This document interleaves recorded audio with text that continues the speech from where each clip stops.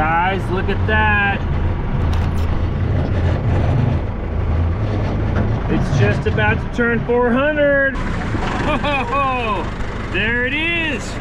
Just hit 400 hours. Did you see that? Just hit 400 hours on the 4540. Yeah. 400 hours in 4 months.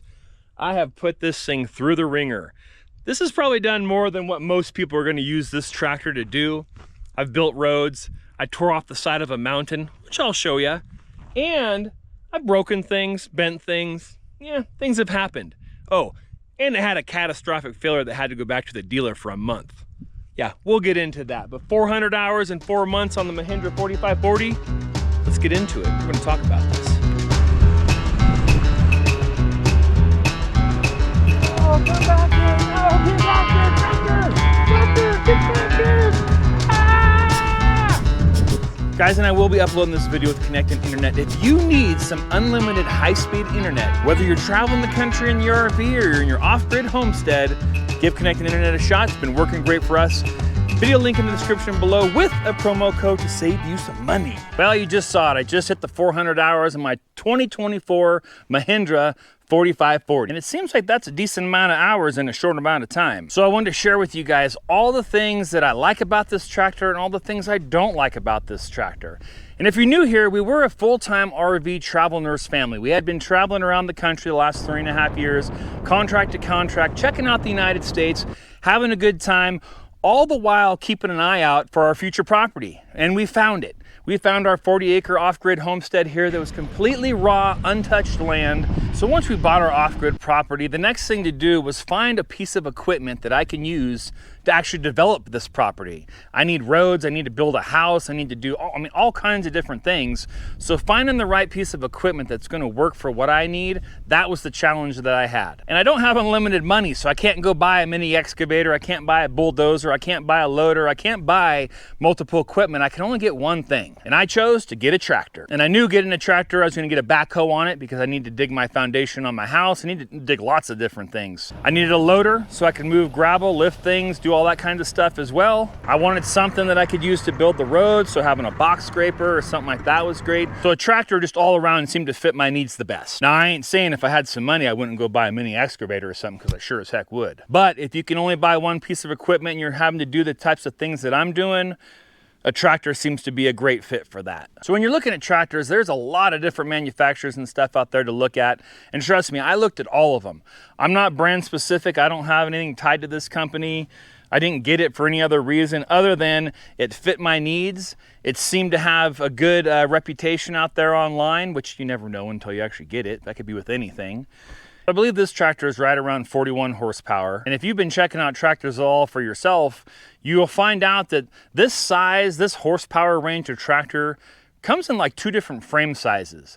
It comes in a smaller compact size, and then it also comes in this, which is the bigger size of the two, which is one of the reasons I ended up going with this tractor. I looked at Massey Ferguson. They had a nice 35 horsepower that I was checking out. It's like the same frame size as this, but the lifting capacity was far less than what this is, and the price was more. So this tractor being on the bigger frame, it weighs more, which is what I wanted, because a bigger tractor, you're able to do more things with. It helps with the box scraper.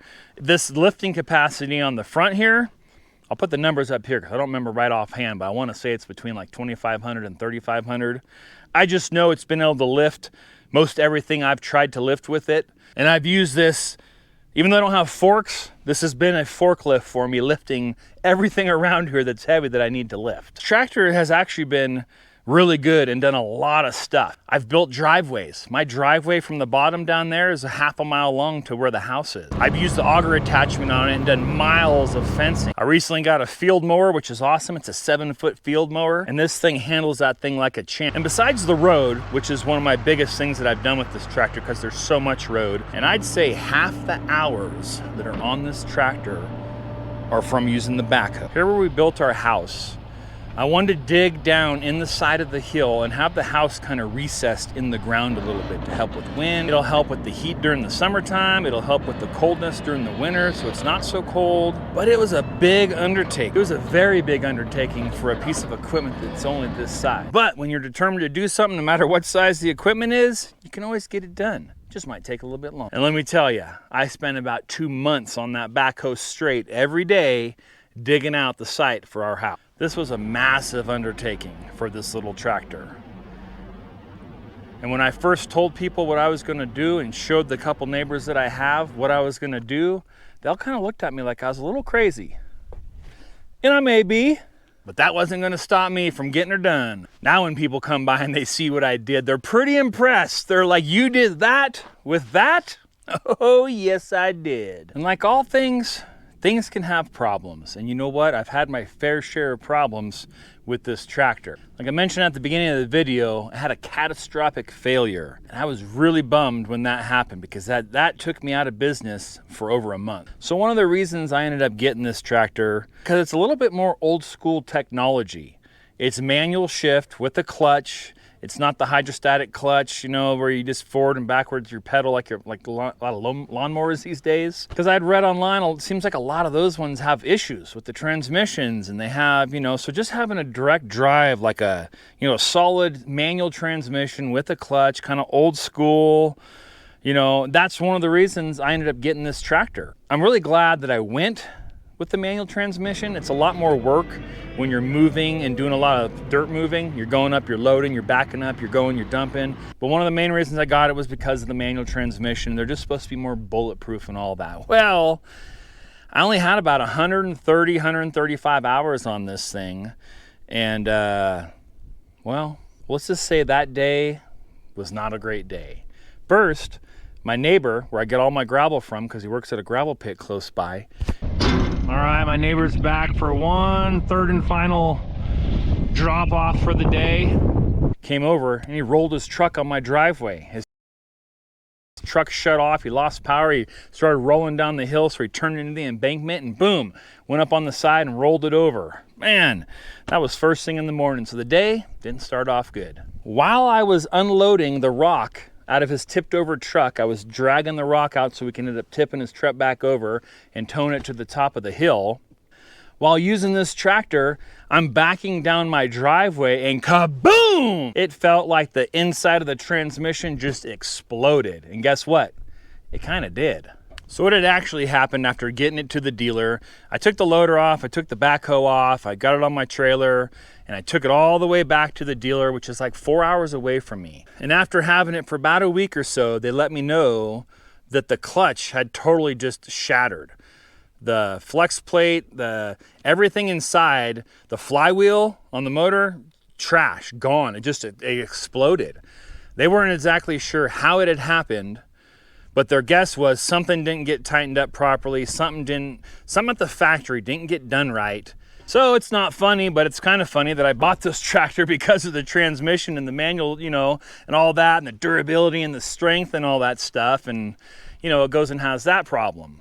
Well, you know, I get it, things happen. You know, some dude that was on the assembly line probably was working on that thing, got lunch break, went to lunch, came back, forgot he didn't tighten everything up, threw her together and sent her down the line. I just happened to get it. So let me go over a couple of the other things that I've had some issues with. Shortly after I got it back, this cable here, which is the throttle cable for your foot control, the cable, the little end piece on here broke off like this one. This was over here and it ended up breaking off. And this is for the hand control, so luckily you still had that, so I could still use it. I ended up getting a little crimp-on thing here to put on for this cable. And the reason why it broke is this is your gas pedal here, and it goes down and it stops. It has a stop. So you want to check that, because this, from the factory, you can see the line. See the rust on there? I don't know if you can see that, but this is how far down it was, screwed down, so the pedal went down. So since I had this thing, when I'm giving it gas, it's just stretching on that. It went too far. It went past what it could do, so it ended up snapping that over there. So once I realized and saw the setup, I saw how far the cable could go, how far the throttle moves. You adjust this to stop it. So now I can't go and break the throttle cable. Well, so this was my next issue that I had, is the seal. The front axle seal here started leaking. Now it still leaks to this day because I haven't replaced it, because the seal from Mahindra is $210 for that seal. It's ridiculous. That same size seal for any other thing, it's probably like 20 bucks. So I gotta say, from the parts that I've ordered from Mahindra so far, which all the parts that I have ordered are for my backhoe, because I have to rebuild some of the stuff on the backhoe, but again, that's gonna be in a different video. Man, they are sure pricey. I mean, they are sure proud of their part. I mean, a $210 seal? Are you kidding me? I mean, that's highway robbery right there. So I haven't fixed that. At some point, when I have some downtime, I'm gonna tear it apart, take a look and see if I can clean the seal, or get the seal out, mic it, get all the specs off it, and find some other seal. Because I'm sure there's other seals that are that size. It's just the one from Mahindra. 210 bucks. What a frickin' ripoff. So I just keep adding some fluid to it. I check it every day before I go drive it. Tractor's been sitting for about a day and a half right now because I had some family come by. And so you can see the little puddle there. It's not much. I mean, but look how dirty this is. I've cleaned it off before. It seems to leak faster. So I thought, you know what? Let's just leave the dirt on there. It'll help stop it maybe. And since we're talking about oil leaks, let me show you my next one. Right here underneath the seat, there's this little tiny line. It's like a 1/8 inch size line inside here. And it goes up underneath the seat to the top of the transmission up there, and then it goes down below and it comes down here. And from what I've found, it is a lubricator. Basically, it's just squirting lubrication up there the whole time it's running on the top. Well, this is another common thing that leaks on these things. Just in the last week, I've seen 4 or 5 different posts online about people asking about this and telling me that it's leaking, or not telling me, but mentioning that it's leaking. And it's like, son of a gun. That seems to be another common things with these tractors, is this little line leaks. Another minor issue I had, it's nothing big, and it's probably my fault for not looking at it or whatnot, but this pin here, actually I made this pin here. The one that was in there was just like this. And what had happened is I was working on the road, and I noticed when I was lowering it back down or lifting it up, actually, man, it had this like loud grinding sound. Well, it was actually, you can see the marks, it was rubbing right here. Somehow this guy came out, and then this worked its way over a little bit, enough to keep rubbing right on here until finally it just scraped that end off. So I ended up taking, this is like a hitch receiver pin. You put in for your trailer hitch, same size as the pin. So I took that and I welded up. All right, new pin. I actually just went ahead and took a washer. But it's just one of the little things to keep an eye on. These tractors definitely have daily things that you need to do to use these, to maintain them. Like I was lubing, I was using the grease gun, and I was doing it probably every other day. In the morning before I go out, I'd grease everything up really good. Well, that's not enough. You need to do it every day. And if you're using it for 8 to 12 hours a day, you probably need to do it in the middle of the day too. Because these loaders, man, they sure get a workout using all this stuff. Where is it? This one right here? Look at this. This guy broke off right here. It looked just like this. It's bent over, it goes in the slot right here. I don't even know when that happened. It happened within the first probably 200 hours. Because that's when I noticed it, kind of probably around the 200-hour mark. But this guy right here, it spun, it broke this guy off. It still works, it still functions. But apparently I didn't grease it enough. So every other day greasing is just not enough. If you're using it all day long, I definitely lube it up in the morning and lube it up at lunchtime. Another thing to watch out for on this tractor is the lug nuts. And when I bought it, I thought it was kind of funny because I had to sign a paper saying that I need to check the lug nuts daily. And so when I first got this thing, I checked it each day, nothing, was wrong. And I went probably 2 or 3 days of not checking, and 3 of them fell out. You can see the 3 replacements that I have in there. But sure enough, the lug nuts come loose for whatever reason. So I check it all the time now. I haven't had an issue since, but obviously it's an issue too if you have to sign something saying that you know about this and you will check the lug nuts every day. That's a problem too. But check your lug nuts. And besides the lug nuts, all these bolts in here, all these guys, these have all been loose. They've all come loose. I've had to tighten them up a couple different times. All these big ones, even though they got lock washers and stuff, they get loose. Look, that one right there looks like it's not all the way. Now, first off, before I get into what I like and don't like about this tractor, I'm going to answer the question that's on everyone's mind. Where in the heck did I get that awesome roof cover? I made that bad boy myself. Yeah, so after I first got it, 2 months out here in the scalding heat, no shade, no nothing. Oh, it was terrible. I tried one of those big umbrellas. I zip tied it to the back before I had that. So I had some, but you know what? Nothing worked. I started looking for the covers online and at the dealers and stuff, but they're all like $500 and more. I thought, you know what? Heck no. Off to the hardware store we go. Piece of plywood, some 2x6s, less than $100 for everything to make this. And I tell you what, it's been awesome. Now it's not finished, but you know what? It's been sturdy, it's worked. I haven't had a single issue with it. So until I have extra free time, which might be a little bit, it's gonna stay just like that. But it's awesome, super glad I did it. That is by far the best upgrade I've done. All right guys, so let me tell you what I like about the Mahindra 4540. The first thing is its capability. For the horsepower that it is at around 40 horsepower, this machine is very capable. This loader here, being able to lift over 2,800 pounds, is it's quite a bit more. Well, it's 1,000 pounds more than the Massey Ferguson I was looking at. That's the same chassis that is a 35 horsepower. But an extra 1,000 pounds lift capacity, that was one of the reasons I went with this as well. And the big chassis that it's on, it does help. It helps when you're dragging around that box scraper back there or have big equipment. Also, when you're loading stuff, you're using the loader and you're grabbing stuff like a forklift and lifting, it's nice having that extra weight. Because if you have a smaller tractor, it might teeter on you a little bit. The four-wheel drive on this thing, it's actually pretty awesome. There really hasn't been anywhere this thing won't go. And there has been many times I'm like, thank God I got the four-wheel drive, because without it, these hills back here, some of this stuff, no way in a two-wheel drive. Another thing I like about it is this does not take any DEF. Diesel exhaust fluid. This model does not take, I don't think any of the Mahindras actually do. I think they advertise like no DEF and no regenerating. You know, I don't know how true that is. It doesn't go into a regen like maybe your trucks do and things like that, but they do recommend that you run it in a higher RPMs, and I've heard other people say, well, that's their regen. It's like in a constant regen the whole time.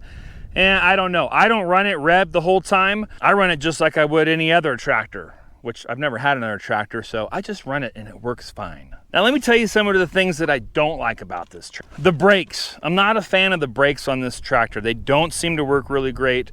We've adjusted them and everything, and yes, I have lots of hills and stuff around too, but just the brakes from the beginning have never been great. I may have a time or two drove around a little bit with the brake on, but even before that, the brakes had never been that great. So that's probably one of my biggest gripes mechanically, is the brakes. The next is just how everything kind of loosens up all the time. Lug nuts, the bolts on the frame, and you know, maybe that's the case with a lot of tractors, all the vibration and whatever, but you know what? This is 2025. We should be able to figure this stuff out by now, right?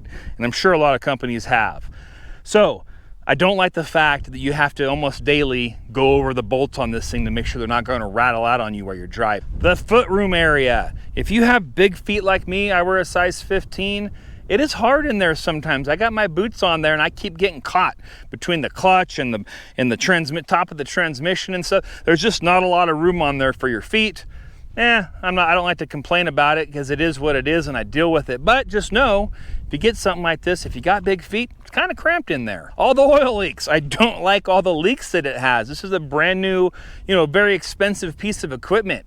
And I don't feel like it should be having these leaks like it has. So that's one thing I wish I would have researched a little bit more, seeing if I would have found that kind of stuff before, because front axle seals, they seem to be a common thing. I've seen other people post about them. The leak underneath the seat as well. So there's some known things, and I think Mahindra should fix those. So I gotta say, besides the transmission issue I had, I'm actually very happy with this tractor. It's been a good tractor. It's done everything that I've asked it to do. And this is my first tractor, so building roads and digging my foundation and all the stuff I've been doing with this thing, it's all new to me. And this tractor has exceeded my expectations of what I was going to be able to do with it. So if you were thinking about getting the Mahindra 4540, I hope this helps with your decision. If you're thinking of going yes or you're thinking of going no, do your research, check them all out.